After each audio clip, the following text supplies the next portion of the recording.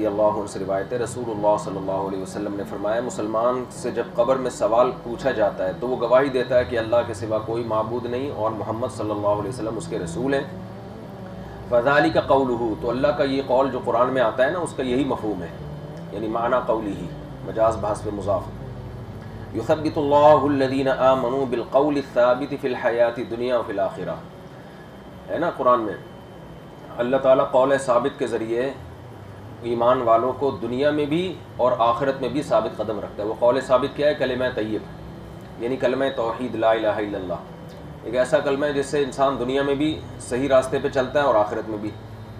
آپ کہہ سکتے ہو کلمہ طیبہ کا صحیح راستے سے کیا تعلق ہے؟ بھائی جب توحید کا اقرار کرتا ہے تو پھر اس کے لوازمات خود بخود ہوتے ہیں۔ اللہ کو مانے گا تو پھر ظاہر ہے اللہ اور بندوں کا کوئی تعلق بھی مانے گا، جب اللہ بندے کا تعلق تو وہ پیغمبروں کے بغیر ممکن نہیں ہے، پھر پیغمبروں کو مانے گا، پھر مذہب کو مانے گا، پھر مذہب ہر معاملے میں رہنمائی کرتا ہے۔ جن لوگوں کے پاس مذہب نہیں ہے ان کے پاس صحیح اور غلط میں تمیز کا کوئی معیار ہی نہیں ہے، تو وہ کسی ایک بات پہ ٹک ہی نہیں سکتے، قائم ہی نہیں رہ سکتے۔ تو یہ ہے، یعنی اس ایک جگہ اللہ اس کو کھڑا کر دیتے ہیں، جما دیتے ہیں استقامت کے ساتھ، تو یہ کلمہ توحید کے بغیر ممکن نہیں ہے۔ اور مشرک بھی وہ بھی الٹتا پلٹتا رہتا ہے، تو یہی کلمہ توحید کے ذریعے مسلمان دنیا میں بھی ایک ٹریک پہ چلتا ہے اور ثابت قدم رہتا ہے۔ ثابت کا مطلب بہت ساری شیطانی قوتیں اور نفسانی خواہشات اس کو دائیں بائیں ورغلاتی ہیں، لیکن وہ اس کی وجہ سے سیدھے راستے پہ چلتا ہے کہ بھئی ایک خدا کو مانتے ہیں تو سب سے پہلے اس کا حکم ہے۔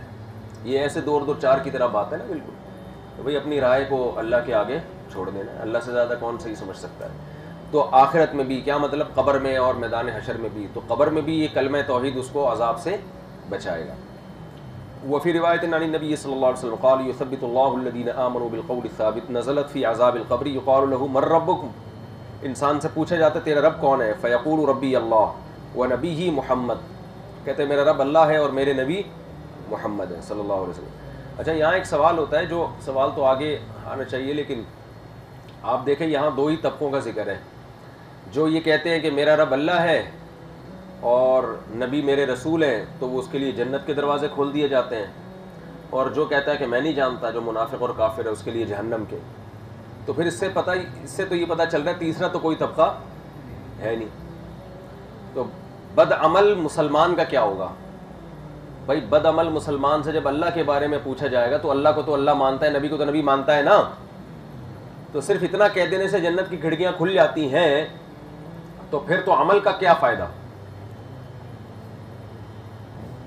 آگے جتنی حدیثیں آ رہی ہیں نا عذاب قبر کے بارے میں، سب میں یہی ہے کہ دو سوال ہوتے ہیں، اللہ اور رسول۔ مومن ان دونوں کے جواب درست دیتا ہے اور کافر ان دونوں کے جواب غلط دیتا ہے۔ جو درست دیتا ہے ہمیشہ کے لیے پھر عیش میں، اور جو غلط جواب دیتا ہے وہ پھنس جاتا ہے۔ حالانکہ ہم تو مسلمانوں میں جو گناہگار ہیں ان کے بھی عذاب قبر کے قائل ہیں نا۔ اب اگر وہ گناہگار مسلمان یہ کہہ دے کہ مر ربو کا کے جواب میں کہ مجھے کیا پتا، تو اس کا مطلب تو مسلمان ہی نہیں ہے۔ اور اگر وہ کہتے ہاں مجھے پتا ہے اللہ میرا رب ہے، رسول میرے نبی ہیں، اور گناہگار ہو تو اس کو تو گناہوں کی سزا مل نہیں رہی ہے۔ سوال سمجھ میں نہیں آئے گا تو جواب بھی سمجھ میں نہیں آئے گا۔ اس کا جواب یہ ہے کہ یہ قرآن کا مزاج یہ ہے کہ قرآن ہمیشہ دو انتہاؤں کا تذکرہ کرتا ہے، یا تو بہت نیک لوگوں کا یا بہت برے لوگوں کا، درمیانی طبقے کا قرآن عام طور پہ ذکر نہیں کرتا۔ اس کے بارے میں ایک دو آیتیں ہی ہیں پورے قرآن میں، وَآخَرُونَ اعْتَرَفُوا بِذُنُوبِهِمْ خَلَطُوا عَمَلًا صَالِحًا وَآخَرَ سَيِّئًا، کچھ لوگ ایسے بھی ہیں اچھے برے عمل کو مکس کیا ہوا انہوں نے۔ ورنہ قرآن جہاں تذکرہ کرتا ہے یا تو بالکل نیچے درجے کی جہنم میں جانے والے لوگوں کا، یا بہت نیک لوگوں کے قرآن ذکر کرتا ہے تو سورہ فرقان کے آخری رکوع دیکھ لو آپ، ان کی جو اچھی صفات کے جنتی ایسے ہوتے ہیں، ہے نا، یبیتون لربہم سجدا وقیاما، جنتی کے ایسی جنتیوں کے خواص، یعنی کسی نے جنتی کو دیکھنا ہو تو یہ ہوتے ہیں۔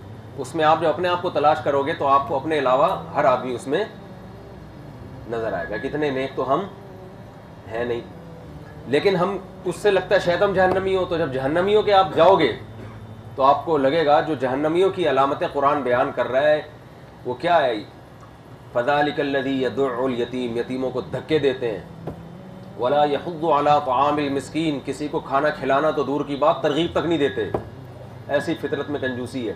تو آدمی کہتا ہے یار اتنے برے بھی ہم نہیں ہیں.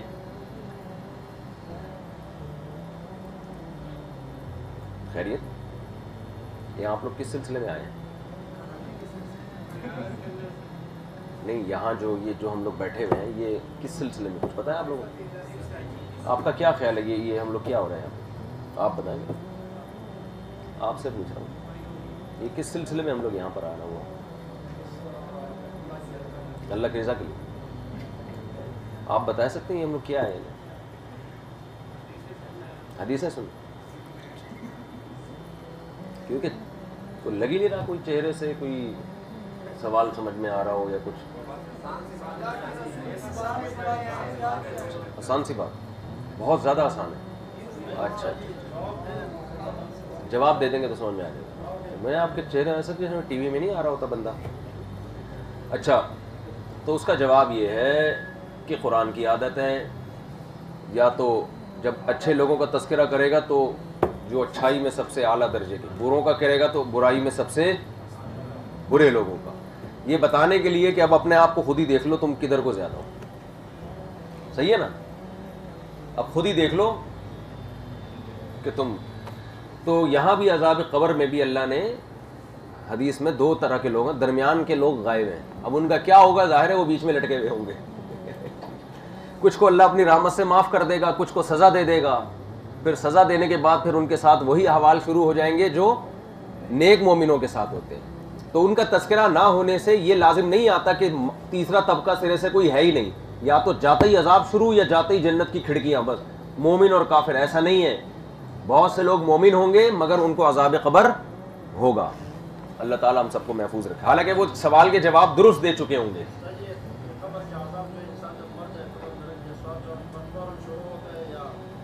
آگے حدیث میں آ رہا ہے فوراً شروع ہوتا ہے، فوراً مطالعہ کر کے جایا کرو. چلو ہے کیا بول رہا ہے؟ وہ بھی کافروں میں شمار ہے نا ان کا. ایسے کوئی ہے ہی نہیں، یا تو جاتے ہی عذاب شروع یا جاتے ہی جنت کی کھڑکیاں. بس مومن اور کافر ایسا نہیں ہے. بہت سے لوگ مومن ہوں گے مگر ان کو عذاب قبر ہوگا. اللہ تعالیٰ ہم سب کو محفوظ رکھے. حالانکہ وہ سوال کے جواب درست دے چکے ہوں گے.